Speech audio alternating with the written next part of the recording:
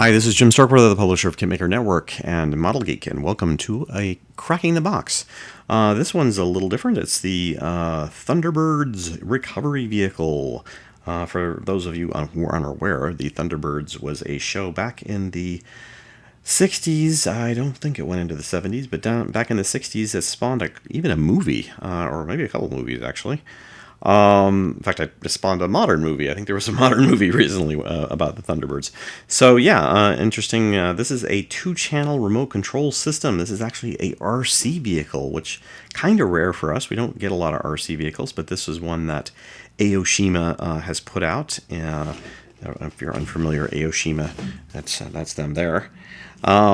Yeah, so it should be interesting just to take a look at it. I'm not a huge Thunderbirds watcher. It wasn't really on TV too much when I was young. It just wasn't.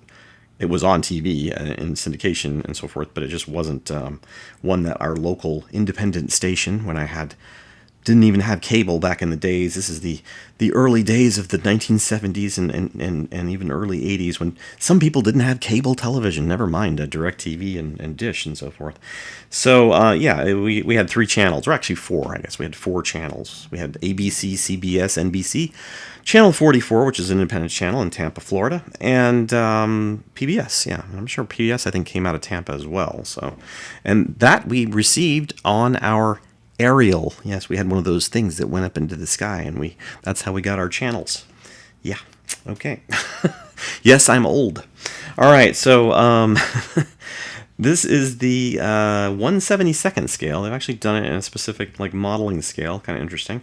It says high quality details, molded in color. I can't read the Japanese kanji, but it definitely says something in Japanese.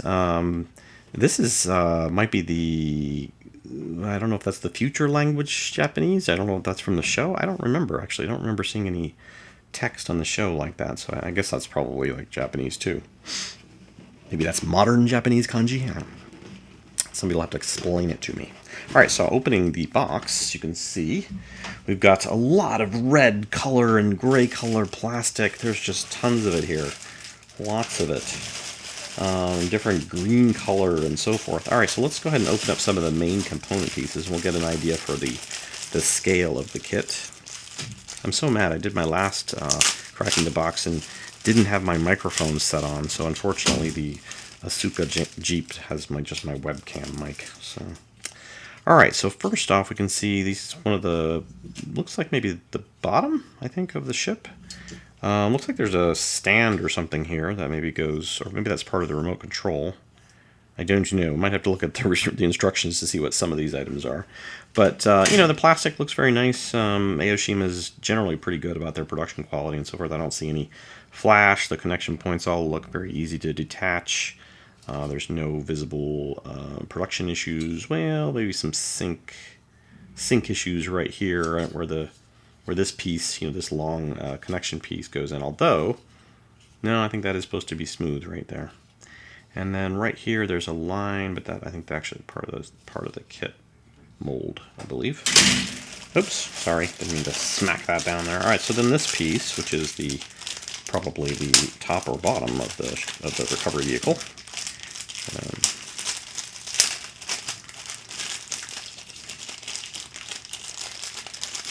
So there we go, and yeah, it kind of looks like a tank, doesn't it?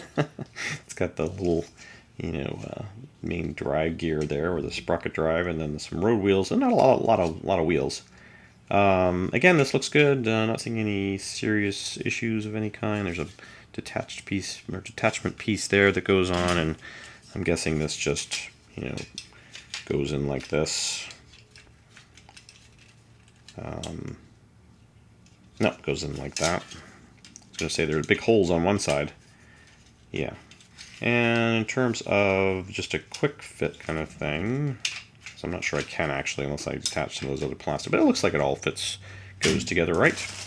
All right, so let's open up one of these gray ones because, we should alternate our colors a bit. Oops. Okay, so again, just some plastic parts, unidentified areas of the craft. The recovery vehicle, and then some gray parts, which are going to be, and let me look at the top, part of this whole extender thingy on the top, I think. Not really sure what that does.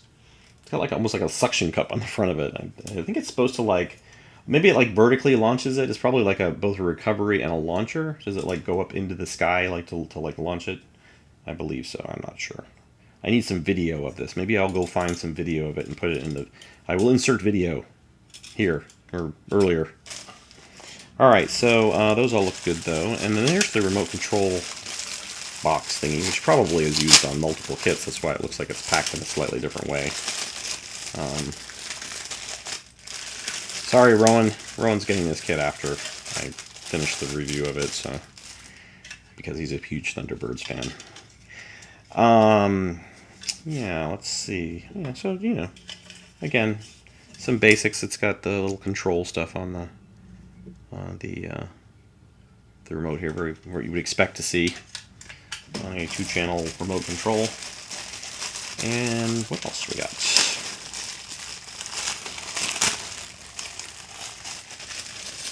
Okay, some of the smaller detailed bits of the recovery vehicle, including the windscreen, which kind of has a smoked plastic. It definitely can see through it, but it's very smoky. A little more than they show on the box, which on the box it looks like it's, you know, perfectly clear, so I'm not sure why they opted to go with a very, very smoke one, or a very smoked version.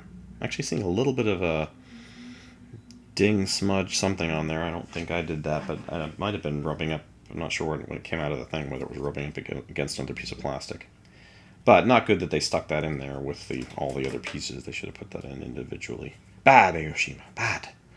Some of the small detail pieces here, which nothing really jumping out. I mean, there's some small, like this rod here, obviously is very, very tiny.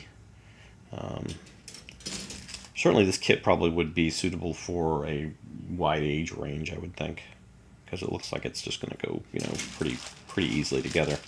Some of the remote parts, they've got the obvious little DC engines here, like we used to have when I was young, and we made little, you know, working prop planes and things like that.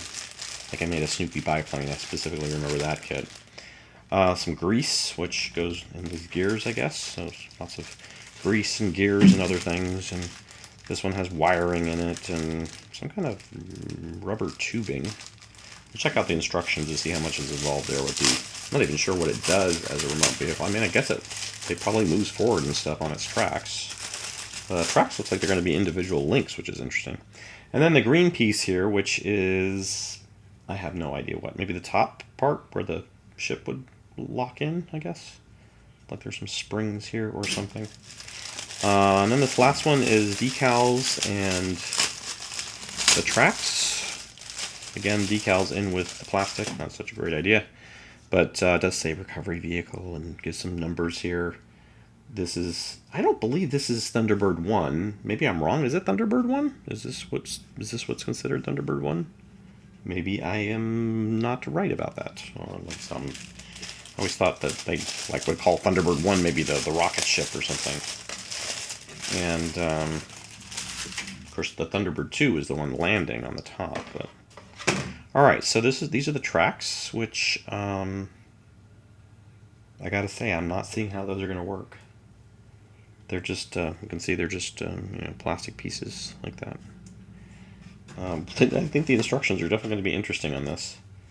All right, so yeah, I really want to skip to the instructions now to see what that mystery is. But there's definitely some interesting detail on the road, on the wheels, and yeah. All right, so we've got a couple of inserts here. I'm noticing various things are changed. And I hope your Japanese is really good because, yeah, they don't show anything in English. It's all in Japanese. I think this kit is very limited for export, obviously, in terms of just language. Hopefully the instructions will be a little better. We shall see. All right, so here's the recovery vehicle. These are the hoses, obviously, on the top, which kind of are shown as wires. I mean, you can see on the box, they look more like they're steel cables, you know, like a cable system. And then here they're shown as these big honking thick wires or hoses. They look like more like hoses, which is what these are, right? I think. So yeah, that's a huge That's a huge difference between wire on the box art and hoses on this. Maybe there's a functional difference. Maybe it actually does something. But then it goes into different wiring for... I guess maybe it does raise. Maybe it actually is going to raise up via the remote. I assume that the Thunderbird 2 model that goes along with this, the 72nd scale model, would probably be kind of a must-have for this, being that this recovery vehicle is designed for that in mind. And again, just going kind of forward with that. Okay. Oh, I guess there are rubber bands in the... okay. Yeah, I didn't... This is what happens when you don't look at everything. So there must be kind of rubber bandy things inside one of these bags that I didn't see. I still don't see. It says... They have like little holes in them. Oh, I cannot get this tape off here. This is... Oh, there we go. Nope. Nope. Okay.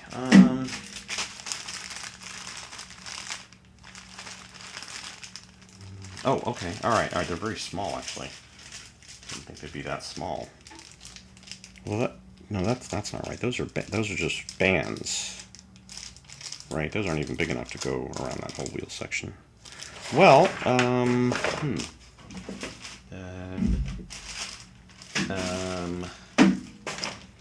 what do they call this? They call this, I don't know what they call that.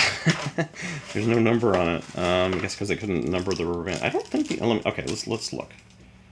Alright, so they're very small, the holes. Sorry, Ron. None of these parts fall out. I'll try to make sure I keep them all together. Damn them and their tape. That's why everybody should be using little Ziploc bags. Okay, I guess these are them. Oh, there goes something right there. It ran away. Come back! Come back! Little grommets. They tried to run away, see? Small parts have a will of their own and will try to run away if you're not careful. Look, it just did it again. It just ran away again. I'm telling you. Alright, so these are them. So you can see the little holes here. And then they line up those holes with these little holes. So the little holes there. See if I can get the camera to focus in. Little holes there line up with the little pins there. So yeah, that's an interesting track setup. I'm assuming you have to rubber cement in those parts. In fact, I think there might even be... No, that's grease. Wow. All right, well, this is where this kit got complicated in terms of, you know... All right, but we did solve the mystery of the tracks. And yeah, there's very little English here, so you're going to have some issues because... You know, they say, put 42 plates onto a belt. Use instant bond. That's the best information they give you. So you're going to get like stuff like that, basically. And then it goes forward with the remaining items. Let's see what the little motors go in there and so forth and so on. And let's see if they actually show it functioning, what functions, what works. How to play. Discharging magnetic cable. In order for optimum charge, open the hatch above the tracks and unwind the cable from the winder. I wonder if they're using air power. Maybe that's why those hoses are there. Maybe they use air power to shoot these out. Yeah, I don't know. But yeah, they don't really show anything more than that, actually.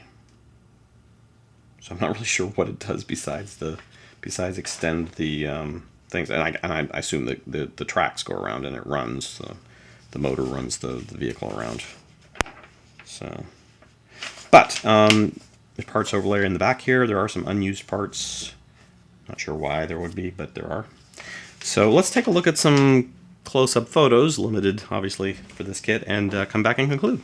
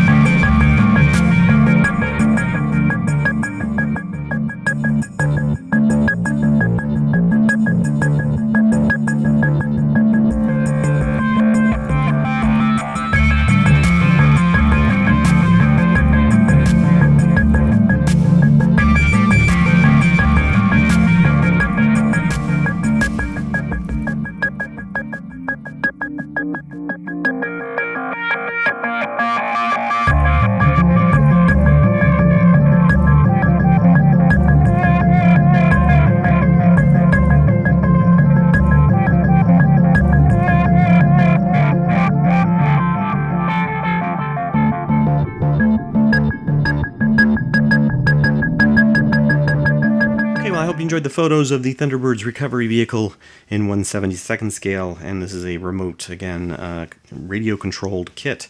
I'll be passing this over to Rowan, who will probably do a build of it sometime.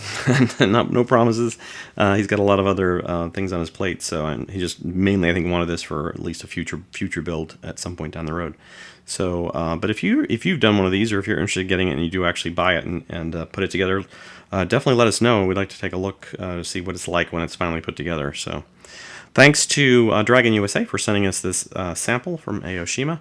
And please leave any comments or feedback below, or a like. Hit the like button if you liked this one. And we'll see you next time on Cracking the Box.